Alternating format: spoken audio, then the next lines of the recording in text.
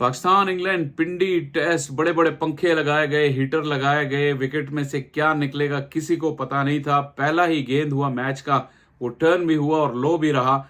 और end of the day जो conclusion निकला कि 13 विकेटें गिर गई पहले दिन में। इंग्लैंड की टीम ने अच्छी रिकवरी की, 118 पे मेरे ख्याल 6 आउट थे, और वहां से जेमी स्मिथ और गस एटकिंसन ने 100 रन की पार्टनरशिप लगाई और इंग्लैंड की टीम को मुश्किलात से निकाला और एक अच्छा टोटल इस विकेट पे लगाया। मुझे लगता है कि ये एक अच्छा टोटल है, क्योंकि जिस तरह जब पाकिस्तान की टीम ने बैटिंग शुरू की, 3 पाकिस्तान के भी आउट हो गए।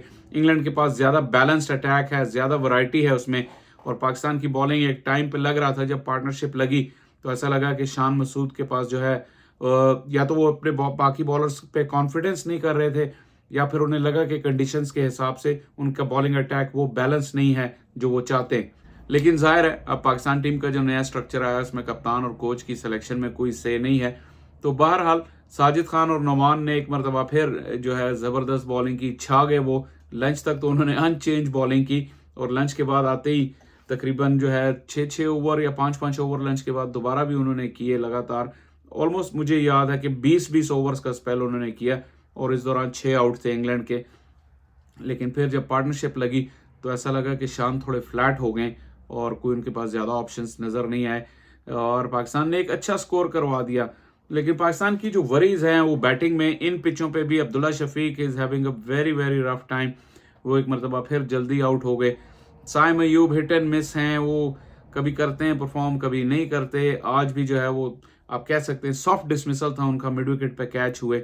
और उसके बाद कामरान गुलाम को जो है वो फास्ट बॉलर लेकर आ गए बेन स्टोक्स एकदम ही, और सिर्फ एक ही ओवर के लिए लेकर आए, उनसे उनकी विकेट दिलवाई, और फिर वो जो है उन्होंने उनको चेंज करके दोबारा अपने स्पिनर्स की जानिब चले गए। तो बेन स्टोक्स जिस तरह के टेक्टिकल कैप्टन है, वो ये स्कोर पाकिस्तान के लिए काफ़ी मुश्किल बनाएंगे। हालांकि पार्टनरशिप लग रही थी towards the end Saud Shakeel और शान मसूद के दरमियान, लेकिन पाकिस्तान पहले दिन में ऑन रिफ्लेक्शन मुझे लगता है कि इस गेम में थोड़ा पीछे है।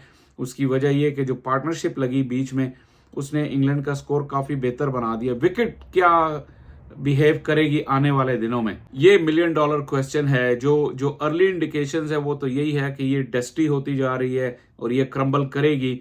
लेकिन आपको पता है कि पिंडी में मौसम जो है वो ठंडा है शाम के टाइम और सुबह के टाइम। तो क्या ओवरनाइट जब ये विकेट अंडर कवर रहेगी तो कोई मॉइस्चर एक्यूमुलेट करेगी, उससे ये जो इसका टूटने का अमल है क्या वो स्लो होगा, थोड़ी सी कॉम्पैक्ट होगी, फिर दिन में इस पर मैच होगा, फिर थोड़ी सी टूटेगी और फिर हेल्प बॉलर्स के लिए ज़्यादा मिलेगी। कुछ इस तरह का सिनेरियो बनता हुआ नज़र आ रहा है, लेकिन कोई भी श्योर नहीं है कि ये विकेट आगे कैसे बिहेव करेगी। On the face of it जो ट्रेडिशनली होता है कि जितनी मुश्किल पिच आज थी वो आज से कल और परसों और उससे आगे विकेट मजीद मुश्किल होती चली जाएगी। लेकिन अगर टर्न की भी बात करें तो आज टर्न स्लो था, ये नहीं था कि बहुत शार्प जो है वो बाइट हो रहा था बॉल, लेकिन जो बाउंस था वो कम था, जिसकी वजह से बैटर्स को बैकफुट पे खेलने में मसला हो रहा था। तो अगर थोड़ा सा भी टर्न हो रहा हो और बॉल बाउंस ना कर रहा हो तो बैटर्स के पास जो है वो ऑप्शन कम हो जाते हैं, और खासतौर पे स्ट्रोक प्ले के लिए आपके पास एक लिमिटेड रेंज पे रिलाय करना होता है। जैसे जेमी स्मिथ ने दिखाया कि अगर आप सीधा खेलेंगे, डाउन द ग्राउंड खेलेंगे, तो वहाँ पे आपको ऑप्शंस हैं कि आप रन्स ले सकते हैं। लेकिन अगर आप कट खेलना चाहते हैं हॉरिजॉन्टल बैट से, और या फिर स्वीप शॉट खेलना चाहते हैं, तो वो जो लो बाउंस है वो आपके लिए ख़तरनाक साबित हो सकता है। बल्कि पोस्ट मैच इंटरव्यू में जेमी स्मिथ ने कहा कि अगर बेन डकेट ने वापस आकर अपने प्लेयर्स को बताया कि इस विकेट पे स्वीप नहीं लग रही, तो फिर आप मान लें, क्योंकि जितने अच्छे वो स्वीप के खिलाड़ी हैं खुद, अगर उन्हें मुश्किल हो रही है तो बाकी प्लेयर्स जिनका ये पेट शॉट नहीं है उनको भी काफ़ी मुश्किल हो सकती है। तो ऑल एंड ऑल वैसे as a spectacle it was a great day of test cricket, उतार चढ़ाव से भरपूर। पहले लंच पे पाकिस्तान की टीम टॉप पे थी, टी पे इंग्लैंड ने कम बैक किया, और फिर उसके बाद पाकिस्तान ने इंग्लैंड को ऑल आउट किया, और फिर इंग्लैंड ने आते ही 3 खिलाड़ी आउट किए। तो एक ही दिन में कई आपको जो है वो उतार चढ़ाव नजर आए, और जिस तरह की ये नेचर विकेट की लग रही है मुझे लगता है कि ये टेस्ट मैच थ्रू आउट ऐसे ही चलेगा। मार्जिन ऑफ एरर जो है दोनों टीमों के पास बहुत कम होगा। आज एक हाफ चांस मिस किया सऊद शकील ने, वो कॉस्टली साबित हुआ। तो इस तरह प्रेशर होगा तमाम ही प्लेयर्स पे, बैट्समैनों पे, बॉलर्स पे, क्योंकि एक एक लम्हा इस टेस्ट मैच में जो है वो काफ़ी क्रूशल हो सकता है। कोई एक मिस्टेक जो है मैच को इधर से उधर कर सकती है।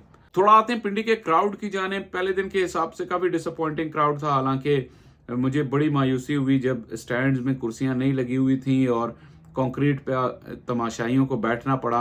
ऐसा लगता है कि हम किसी 70 मिड 70s या अर्ली 70s के दौर में आ गए, जहाँ पे सीढ़ियों पे लोगों को बैठना पड़ रहा है और फिर आप लोगों से शिकायत नहीं कर सकते कि वो मैच देखने क्यों नहीं आए। लेकिन जो पिंडी की रिवायत रही है, कम से कम एक साइड ऑफ द ग्राउंड वो काफ़ी भरी हुई थी और 4 से 5 हज़ार तमाशाई आए हुए थे मैच को देखने के लिए। लेकिन उम्मीद है कि कल जुम्मा है और फिर उसके बाद वीकेंड है और पाकिस्तान की बैटिंग भी है, तो ज़्यादा बड़ा क्राउड आएगा पिंडी में।